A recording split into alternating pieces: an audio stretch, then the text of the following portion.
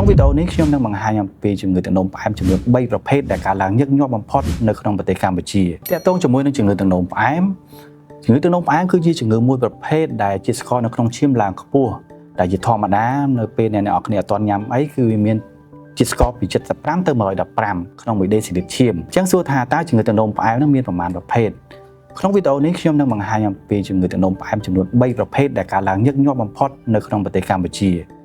ជំងឺទឹកនោមផ្អែមប្រភេទទី1គឺជាជំងឺទឹកនោមផ្អែមមួយប្រភេទដែលកើតឡើងទៅលើមនុស្សវ័យក្មេងគឺក៏ជាមនុស្សវ័យជំទង់ដែលកើតឡើងដោយសារតែប្រព័ន្ធភាពស៊ាំធ្វើការខុសប្រក្រតី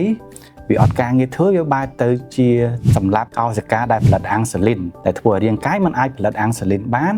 ដែលធ្វើឲ្យជាតិស្ករនៅក្នុងឈាមឡើងខ្ពស់ទៅជាកើតជំងឺទឹកនោមផ្អែមប្រភេទទី1ជំងឺនេះអត់សូវកើតមានទេមានប្រហែលជា5ទៅ10%ប៉ុណ្ណោះនៃជំងឺទឹកនោមផ្អែមសរុប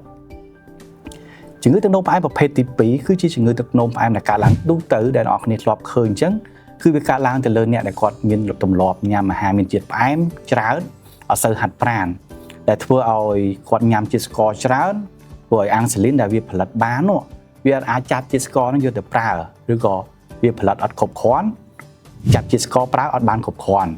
ដែលធ្វើឲ្យគាត់កើតជាជំងឺទឹកនោមផ្អែមប្រភេទទី2ហើយជំងឺហ្នឹងភាគច្រើនកើតឡើងរហូតដល់80ទៅ90%នៃអ្នកជំងឺទឹកនោមផ្អែមទាំងអស់ហើយជំងឺទឹកនោមផ្អែមប្រភេទទី3គឺជាជំងឺទឹកនោមផ្អែមដែលកើតឡើងទៅលើស្ត្រីមានផ្ទៃពោះជំងឺហ្នឹងវាអត់សូវសម្បូរទេតែក៏វាកើតឡើងច្រើនដែរវាកើតឡើងលើស្ត្រីដែលមានផ្ទៃពោះដែលគាត់ធាត់អ្នកខ្លះក៏អត់ធាត់ដែរតែភាគច្រើនគឺធាត់កាលណាគាត់ធាត់គាត់កើតជំងឺទឹកនោមផ្អែមប្រភេទទី3ហ្នឹងវាធ្វើឲ្យគាត់នឹងកើតជំងឺនឹងហើយប៉ុន្តែมันអាចកើតជាប់រហូតទេ